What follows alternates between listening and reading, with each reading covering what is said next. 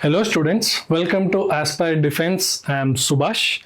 Today we'll be taking up NDA previous year question paper of 2026, NDA 1, right? NDA cycle 1 examination ka GAT paper, general ability test paper, and I will be discussing specifically geography questions in this series of geography. There are 20 questions. I'll be discussing all the 20 questions. So do subscribe to our YouTube channel, and the result of NDA cycle 1 2026 is around the corner. So all the best to the students who have written, given well, and waiting for the results. Okay, chalo, we'll begin with the NDA 1 2026 previous year question paper decoding geography session. I would like to tell to all the students who are dreaming to become officers and to clear NDA and NA examination, the cycle 2 of NDA examination will be held in September. So we have a dedicated batch going on in our Aspire Defense, okay, app. You can download our app. You can download our app in the Play Store, okay, in the Apple Play Store or in the Google Play Store. To know exclusively about the NDA, you call us to this phone number, you message to this phone number in WhatsApp 703-456-1234. I repeat, 703-456-1234. We have a dedicated batch for NDA and Naval Academy examination, okay, cycle 2 preparation. We have dedicated course where we'll be mentoring the students. Will have a detailed course provided there with expert faculties who have cleared this examination multiple times. Okay, so do call us and do message to this number, and you can get the course at discounted price. Okay, download now. So next,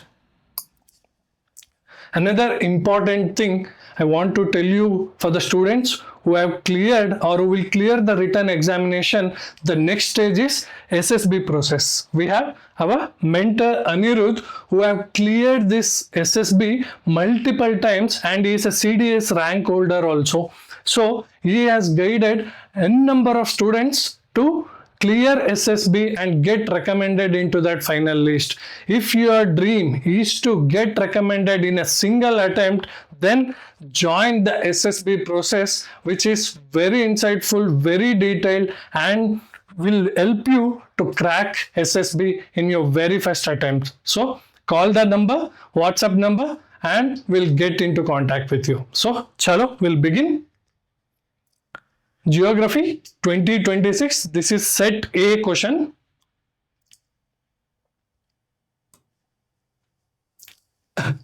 Okay. Set A, question number 101 to 120 deals with geography paper. So as you know,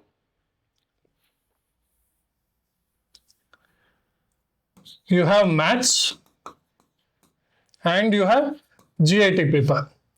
GAT paper is 600 marks, right? 200 is for English, 200 marks is for English, 200 marks is for your science, where physics, chemistry and biology questions are asked, what you have studied in 11th and 12th. Maths you have 300 marks, where the concepts and topics of 11th and 12th marks are okay, 12th, 11th and 12th syllabus are asked in maths. And then you have 200 marks of general knowledge, which includes history, mainly modern history, and ancient medieval history, some of the portions of art and culture which you might have studied in 8th, 9th and 10th. But the level will be different in UPSC examination. And you have geography, and you have some questions of economy and polity, and current affairs mainly linked to national and international relations, sports, defense, nuclear technology, space technology, nanotechnology, okay, technological questions, space questions, defense, sports, all these questions are covered in current affairs. So, history and geography carries almost, okay, 70% weightage here. Out of 200 marks, your 150 marks will come where? In history and geography. Total 900 marks, 600 is GAT. In GAT, this section carries 200 marks each, and the one important very section of GAT is, okay, general knowledge paper, where very low hanging fruits, history, geography, okay, polity, few questions, and current affairs which you have already studied in your higher schools, right? 8th, 9th, 10th standard will be asked. If you prepare slightly for these subjects, you might have not studied if you are a science student, okay, commerce student in your 11th and 12th. However, if you just focus 150 to 160 marks, easily you can gain, and that can be a change, okay, game changer for you to get recommended, first of all selected in written examination, and then get recommended in SSB and get the final merit list in top 50, top 60. If you have to join Air Force, okay, if you have to join some of the esteemed forces, then you have to get very top ranks. For that, this section becomes very vital to be scoring good marks as well as with the other section. Compared to other section, this section is actually very easy, very low hanging fruits, provided you are ready. All these subjects will be thoroughly discussed, okay, in our Shaurya batch, which is currently running, okay, very limited number of seats are there. So do contact us. The link is in description, the number, okay, WhatsApp, which we already discussed, message to that. So we'll start with the Geography PYQ 2026 of NDA Cycle 1 examination. Okay, the 101st question we'll see. Which one of the following is not a strategy in the rain-fed area development scheme of India? Not a strategy is asking. Okay, read, okay, properly read the question twice. Read twice. In hurry, what will you do? Which one of the following is a strategy of rain-fed area? Diversified farming. You won't see other options only. Don't make that mistakes. Many times UPSC in the options, in the question only, will keep trap and will keep the key answer also. If you have eyes to open, not the physical eyes, but the inside eyes, okay, the wisdom eyes, to just keep open to yourself to the question and options, you will be able to get the answer also. I'll tell you how. Diversified farming, okay, rain-fed area, okay, the agriculture or the development there happening is rain-fed, okay, that is mainly dependent on rain. Obviously, therefore, you need to have diversified farming. It is a part of rain-fed area. It's asking not a strategy of soil health management. Yes, it will be also a part of rain-fed area development program. Adaptation of cluster-based approach. Okay, arid regions, and we know our agricultural land is very fragmented and broken, and if it is only dependent on rain, you need to, okay, amalgamate the lands. You need to club the lands. So cluster-based approach can be also a part of rain-fed area, but is asking not a part. Optimizing canal irrigation. You see the contradiction here. Rain-fed irrigation.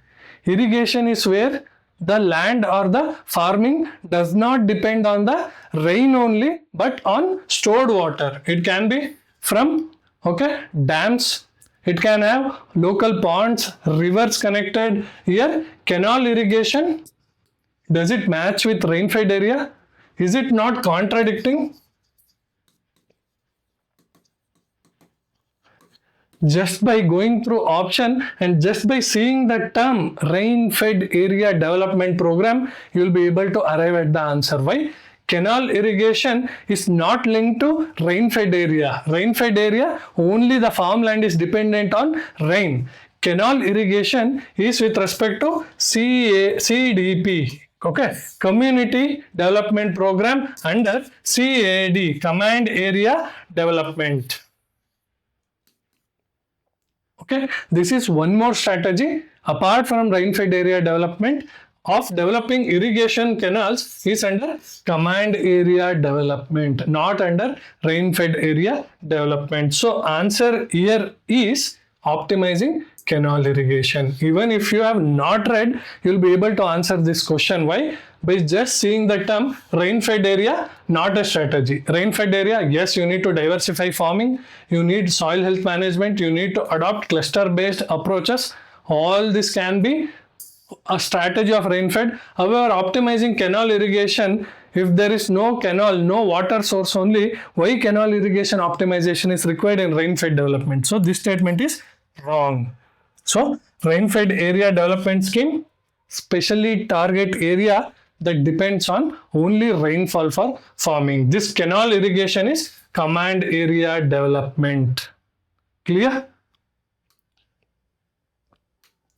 Clear how to approach the question in UPSC?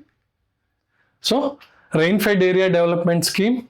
Geography, you have very limited syllabus topics for National Defence Academy examination. If you study and prepare for those, all these 20 questions can be done right with very less time and efforts. So, this scheme specifically targets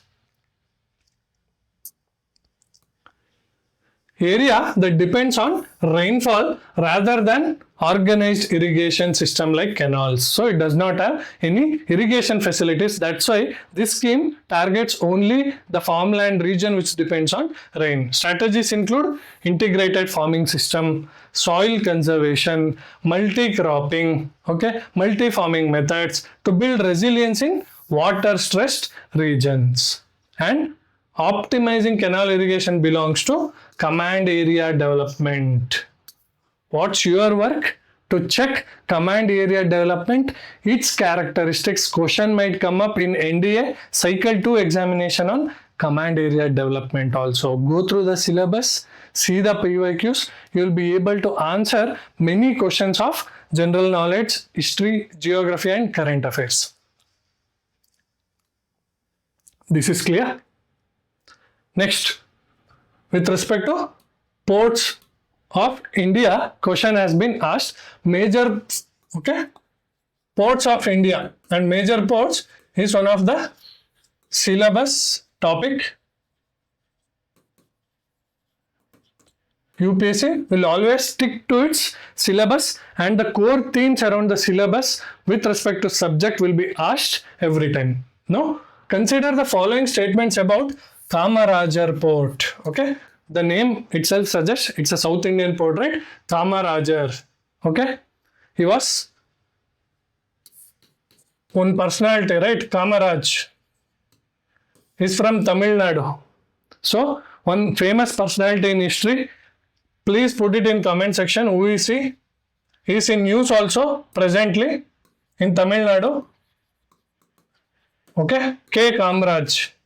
Let me know who is he. Okay, question might be coming in history with respect to K. Kamaraj also. It is an example of corporatized public company. It was earlier known as Ennur Port. It is a natural port. In India, there are very less natural port in the eastern boundary. Okay, in the Bay of Bengal side, in the eastern coast. Okay, there are very less natural ports. Why is the reason?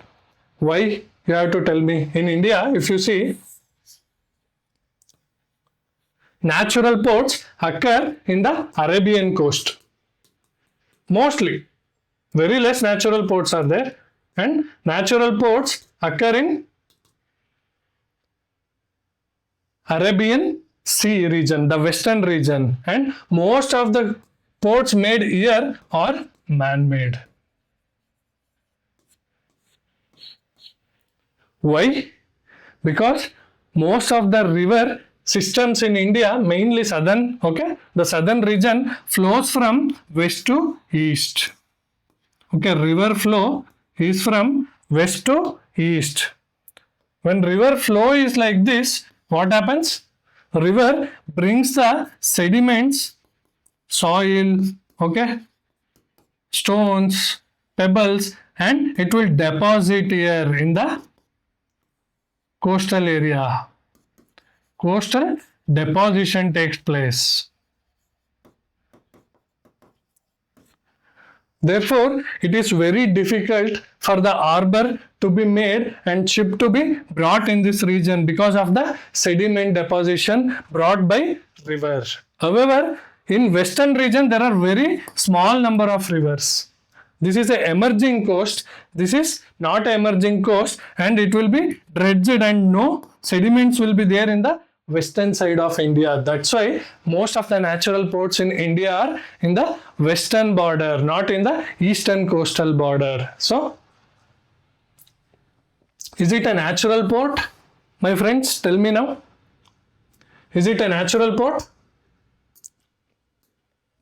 Now you have known this concept. You know that Tamil Nadu will be in the eastern Coromandel coast it comes. So it will be man-made port, not a natural port. Why? Most of the rivers like Kaveri all will deposit their sediments here, and it will be emerging coast where you cannot take your ships here because of the deposits. You have to you have to make it artificially a man-made port. You have to dredge the soil, dredge the coastal area to build the port. So it's a artificial port. If that is known, third statement is known, you know option C is wrong, you know option B is wrong, you know option D is wrong. Even if you don't know the ports, the major ports in India, its characteristics, you will be able to answer this question just by knowing the geography concept. All this is discussed in our exclusive Shaurya batch. Do download and check the demo classes also. So here, if one statement, third statement is known that it is not a natural port, you will be able to get the answer even without knowing the first two statements. It is an example of corporatized public company. This is right statement, and it was earlier known as Ennur Port. So Kamarajar Port, formerly known as Ennur Port. Ennur Port is India's first port that is a public company. However, it's an artificial port located on the Coromandel coast of a eastern Arabian seaside coast, and not a natural one. As I told you, it's a 12th major port and first to be a public company, and it's not a natural, it's an artificial port. Unlike port like Mumbai or Kochi, which is a natural port. We'll see now important major ports in India. We'll start from the western coast, we'll go down towards Kanyakumari and we'll go towards Bay of Bengal. First, western coast, we'll see Deen Dayal Port, Kandla, Gujarat. It's a tidal port and major hub for crude oil and chemicals. It's a tidal port. The tides bring the ships in and out. Then you have JNPT, Jawaharlal Nehru Port in Maharashtra, Bombay. It is the largest container port in India. JNPT in Maharashtra is the largest container port in India. Then you have Mumbai Ka Port. It is India's largest natural port and harbour. It is India's natural largest port and harbour. These are all facts, and port is an important key term in syllabus of NDA. You need to know. Mormugao Port is in Goa. New Mangalore Port is in Karnataka, known as Gateway of Karnataka. Then you have Cochin Port in Kerala. Kamarajar Port in Tamil Nadu, India's first corporatized port, and registered as company, which we already saw. Then Chennai Port, Tamil Nadu, VO Chidambaram Port in Tamil Nadu, formerly known as Tuticorin Port.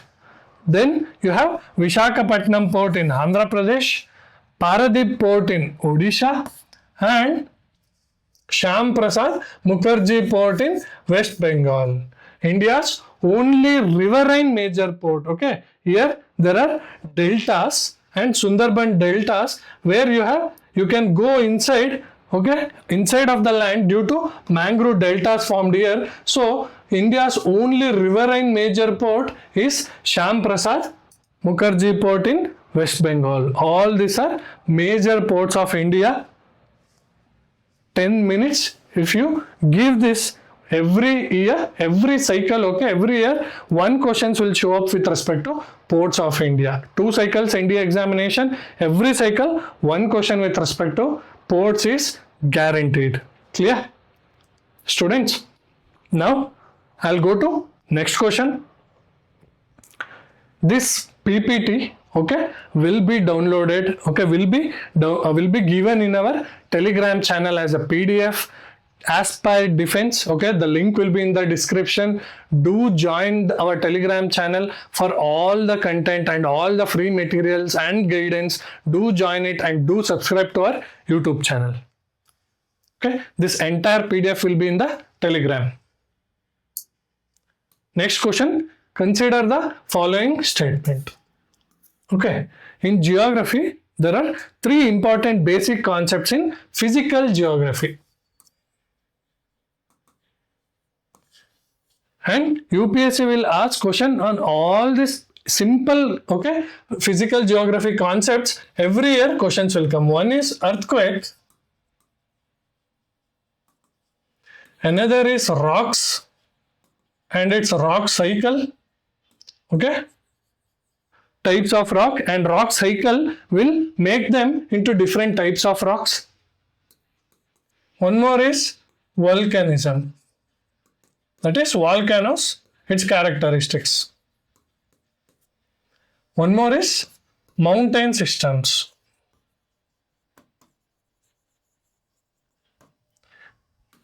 Four questions are guaranteed in physical geography on these 4 topics. Every NDA examination, any paper you take, these 4 questions are coming from. Okay. So make sure you go through all these topics. If you want completely, you can subscribe to our course. Consider the following statement. Earthquake waves are basically of 2 types, namely body waves and surface waves. Is it correct? In earthquake, okay, earthquake happens here, it will go and touch the crust, the surface, and here you have surface wave. Here you have body waves and here you have surface waves. Yes, it is correct. The body waves interact with the surface rocks and generate surface waves. Body waves are 2 types, primary waves, secondary waves. These waves go and touch the surface, and when they touch the surface rocks, okay, surface crust, it will generate the surface wave on the Earth's crust. This statement is also a feature of earthquake. Here, both 1 and 2 are correct.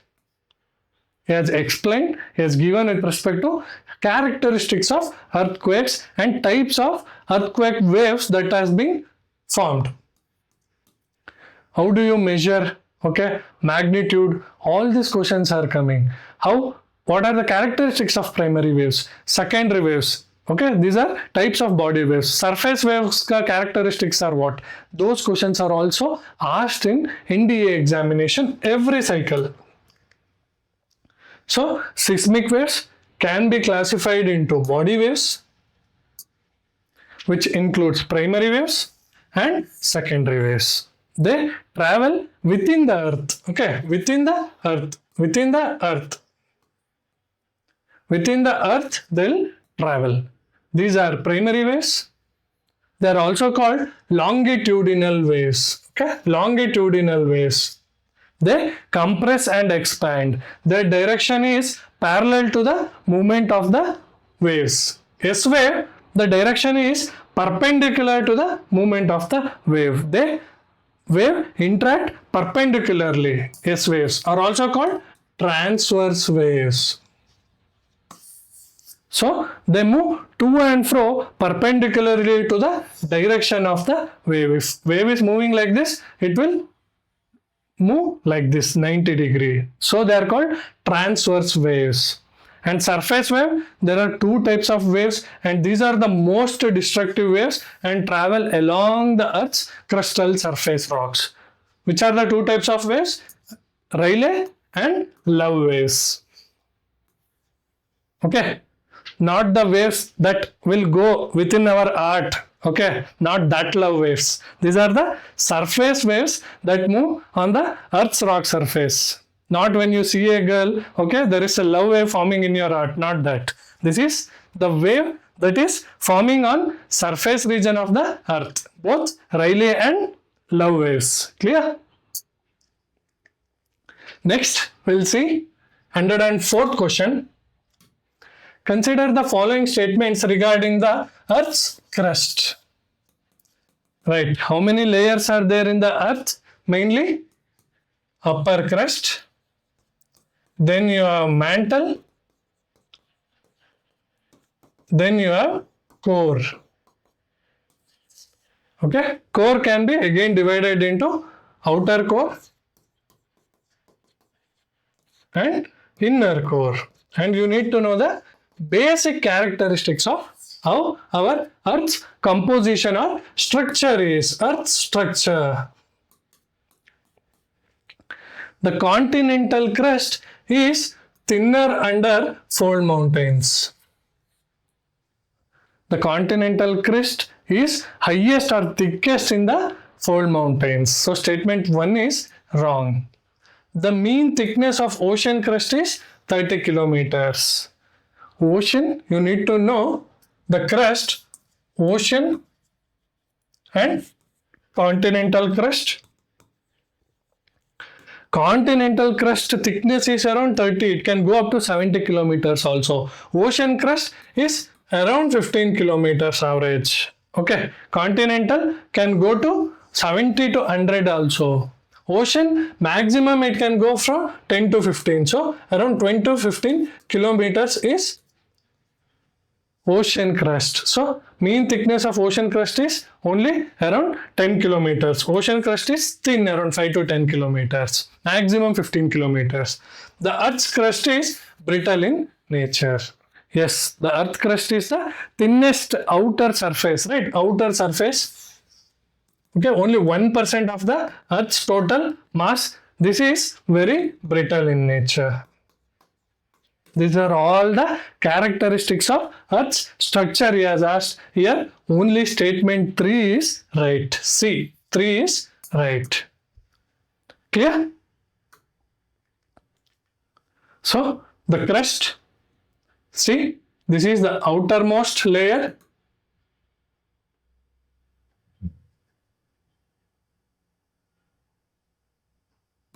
The crust is the outermost layer of Earth.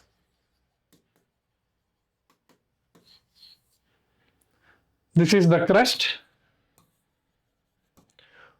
Ocean crust will form only 5 to 10 kilometers. However, the continental crust can go beyond that up to 70 kilometers also. 25 to 70 kilometers. That too if you have fold mountains like Himalayas, right?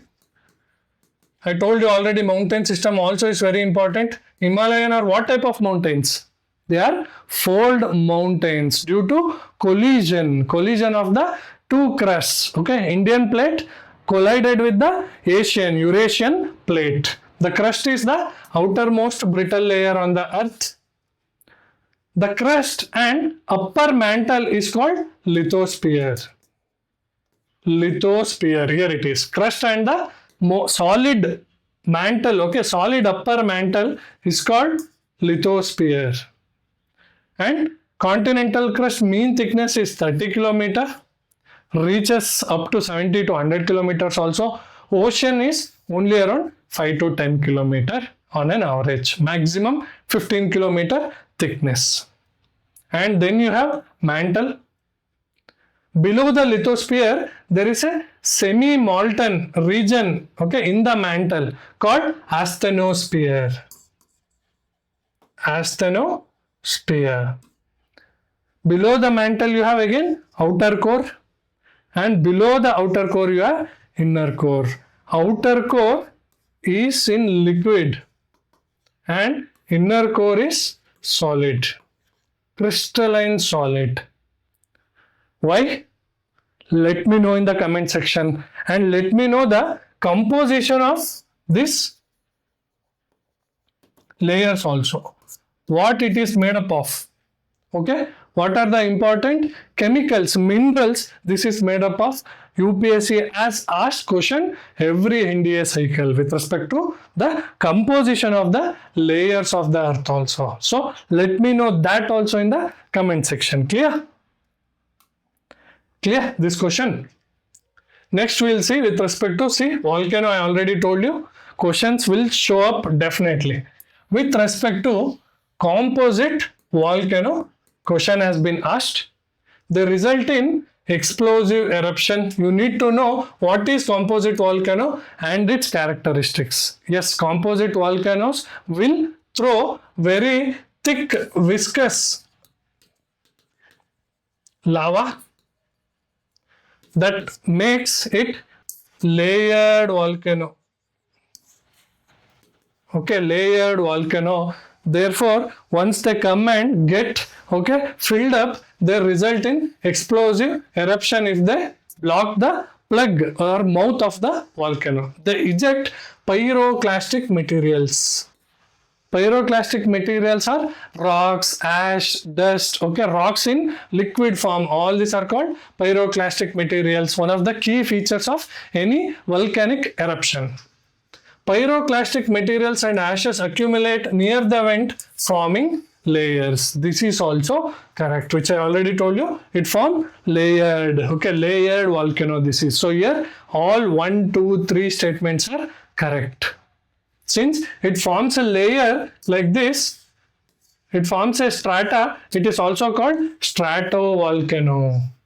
Composite volcanoes are also called stratovolcano. They are characterized by cool viscous lava that lead to what they do. Here it will cool here only and it will block the mouth of volcano. That's why when the volcano has to come out, it will explode. That's why explosion will happen. They erupt pyroclastic debris and ash which settle in alternative layers around the vent. That's why they are called stratified volcanoes or stratovolcanoes. Clear? We'll see through the picture.